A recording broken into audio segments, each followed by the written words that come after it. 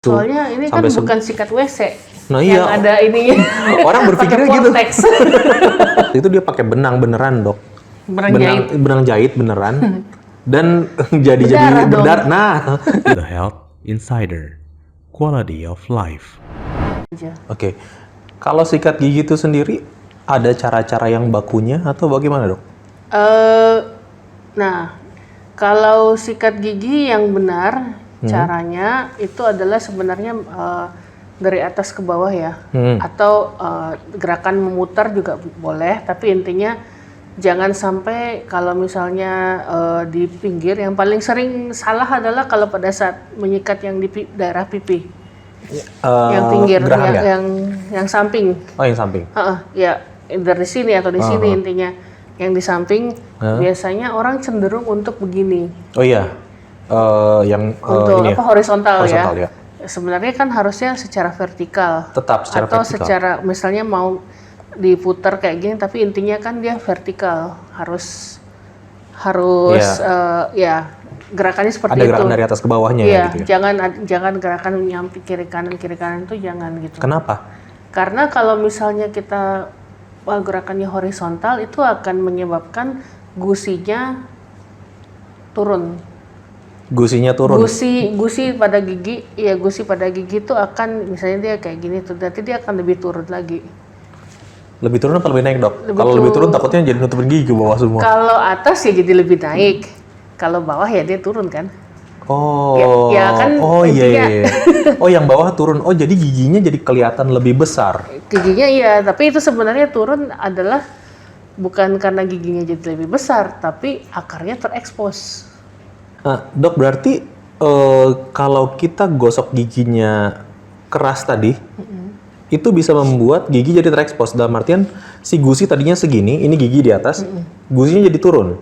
Nah, giginya jadi kelihatan lebih panjang gitu. Kalau yang atas, gusinya jadi naik gitu kan. Gitu. Oh, itu pengaruh dari gosok gigi? Iya. Jadi tadi cara gosok gigi yang horizontal sama yang sudah horizontal salah, terus keras lagi. Ya iya makin. Selain masalah gusi, lama kelamaan juga jaringan giginya itu kan gigi sebenarnya adalah jaringan yang paling keras di tubuh. Jaringan? Iya. Oh, itu jaringan. Maksudnya jaringan kan itu kan semua sebenarnya jaringan kan, jaringan tulang gitu, itu kan jaringan juga. Intinya itu adalah yang benda yang paling keras di tubuh manusia, gigi.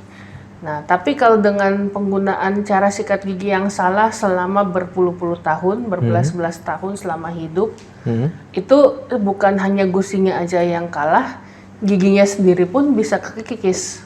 Oh iya. Terkikis, kemudian lama-lama dia kayak bisa kayak kebelah gitu. Jadi kayak anggap kayak pohon gitu yang dikampak.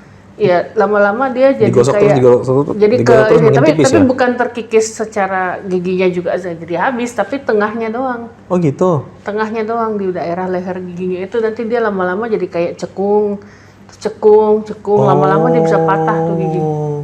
Oh begitu. Bisa, ya. Ada sih. Itu gara-gara sikat gigi? Gara-gara sikat gigi. Namanya abrasi. Yang saya takutkan, Dok, setelah orang-orang denger ini, tiba-tiba mereka berpikir, oke, kalau gitu mulai besok gue nggak mau sikat gigi. Daripada ntar gigi bukan gara-gara caranya yang salah. Cara yang salah. Perlu digarisbawahi. Cara sikat gigi yang salah menyebabkan hal-hal seperti itu. Nah, kalau sikat giginya dari atas ke bawah, tapi kencang gitu ya, dia masif banget, dia sikat giginya itu pengaruh juga nggak ke gusinya itu? Iya, tapi lebih ke pendarahannya juga. Jadi gusi jadi cepat mudah berdarah. Oh begitu, tapi walaupun itu gosok giginya yang vertikal. Iya, ya karena kan tetap aja karena keras kan. Udah gitu sudah keras terus pakai bulu sikat yang keras pula kan ada bulu sikat hard, soft gitu kan, medium. Oh itu pengaruh, Dok? Pengaruh. Jadi kalau misalnya kita pakai yang soft, dia tentu saja bulu sikatnya lebih lembut. Jadi nggak boleh asal-asal kita dalam memilih sikat gigi juga dong? Iya, betul.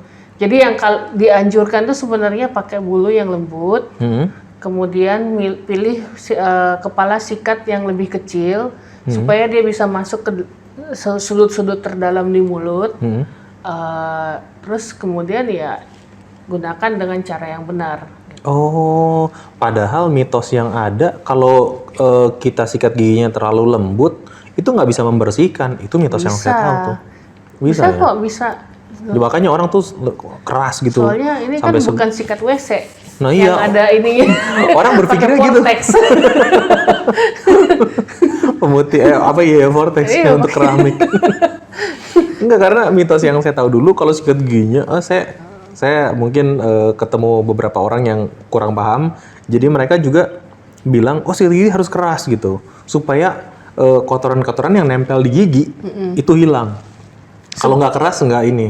Sebenarnya sih ya akan hilang aja. Oh gitu ya. Mungkin maksudnya dia mau mengeluarkan karang gigi yang ada di gigi kali. Tapi kalau udah terbentuk Emang jadi karang gigi udah nggak bisa dilepas dengan sikat gigi, itu harus dibersihkan dengan scaler. Oh gitu ya, di klinik kalau itu Iya, ya. di klinik itu. Tapi tadi balik sedikit. Tapi menyikat gigi dengan cara yang salah itu bisa membuat gusi jadi semakin tipis, semakin berkurang ya.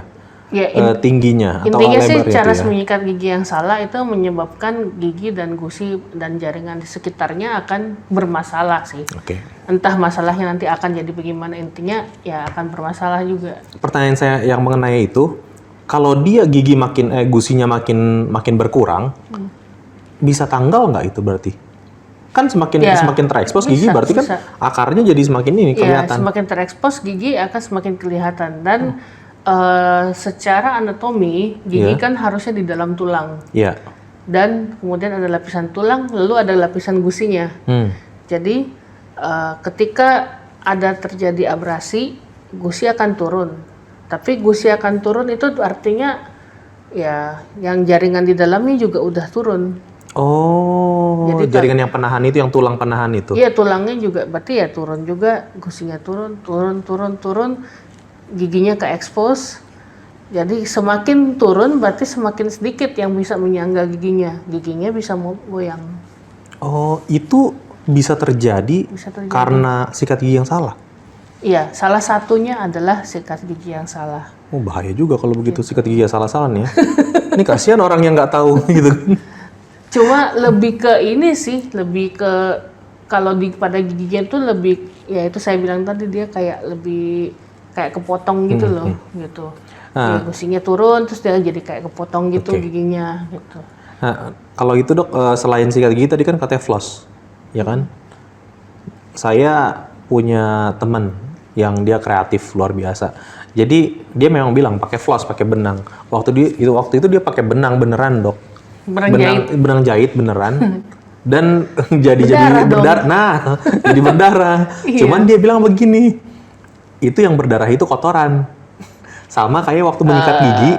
Jadi begini, sama kayak waktu menyikat gigi dia menyikat gigi tuh jadi banyak berdarah. Dia bilang itu kalau ada darahnya, itu kotorannya. Ya ampun. itu mitos kan yang saya tahu. Itu bagaimana dok? Ini gusinya jadi radang semua soalnya. Nah itu berarti bagaimana menurut dokter yang tadi pemahaman seperti itu? Ya pemahamannya sudah pasti salah sih. Karena ya bukan kotoran, itu darah beneran yang keluar.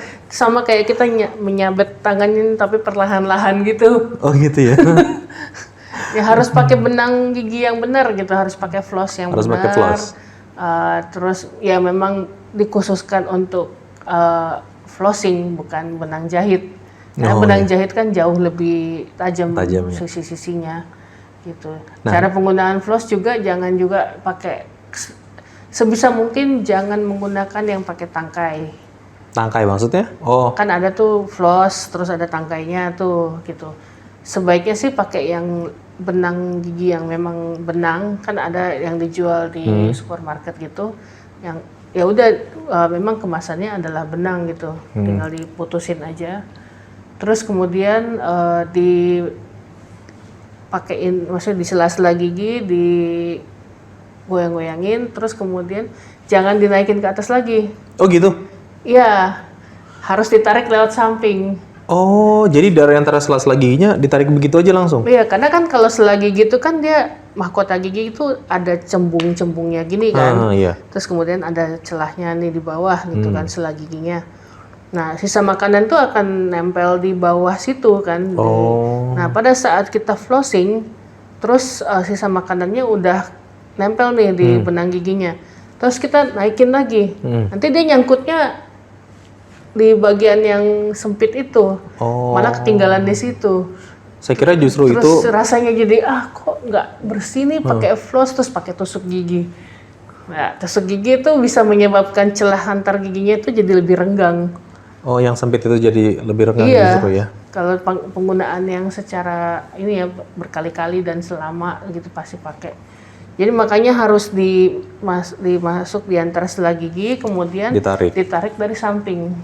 Saya berarti selama ini salah. Saya pikir kalau misalnya pakai floss itu harus dinaikin ke atas lagi supaya kotoran-kotoran yang masih ada di yang sempit itu keangkat juga. Tadinya saya Kan pikir dia begitu. turun dengan pada kotoran saat masuk kan dia Ah. turun.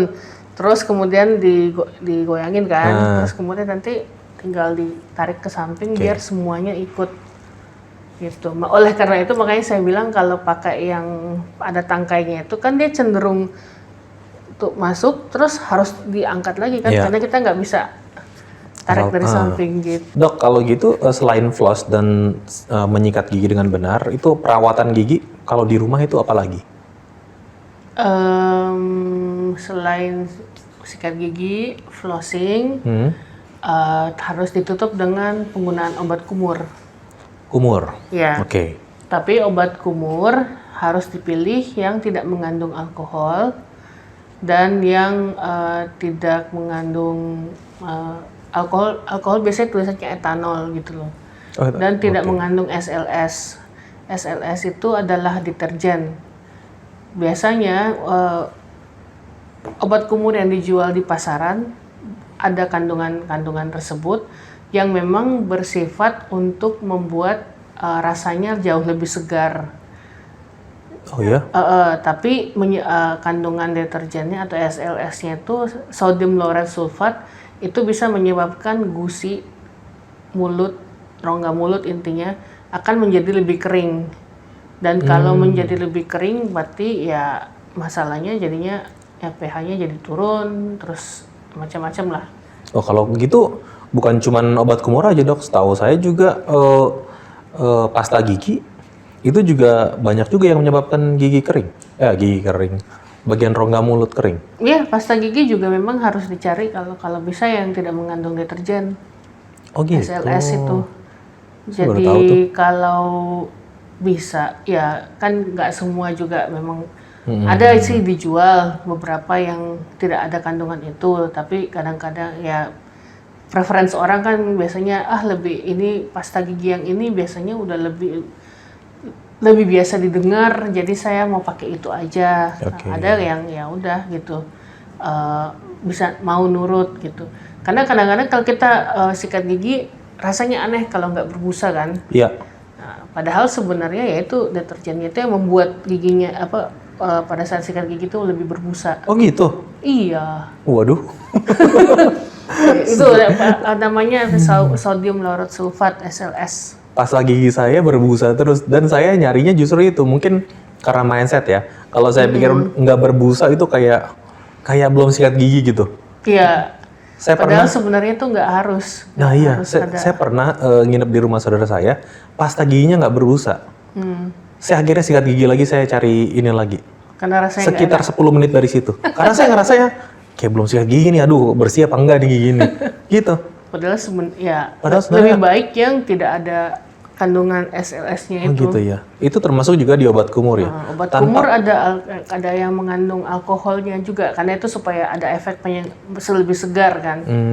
Gitu. Oke, tanpa menyebutkan merek obat kumur dan pasta gigi tanpa menyebutkan merek, gampang atau nggak dicari yang tanpa SLS dan alkohol itu? Lebih gampang dicarinya? Pasti atau lebih enggak? gampang yang ada kandungan yang saya sebutkan tadi. Oh gitu. Tapi kalau lebih jeli bisa dilihat ingredients-nya. Kalau pada saat sebelum beli ada kok beberapa merek yang memang tidak mengandung itu ya.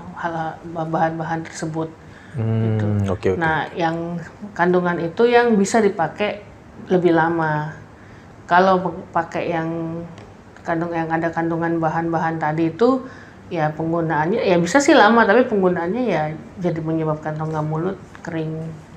gitu. Oh gitu. Kalau udah kering ya lebih mudah sariawan lah, lebih mudah untuk macam-macam lah. Iya, iya. Gitu. Dok, ini saya mau nanya mengenai kumur-kumur.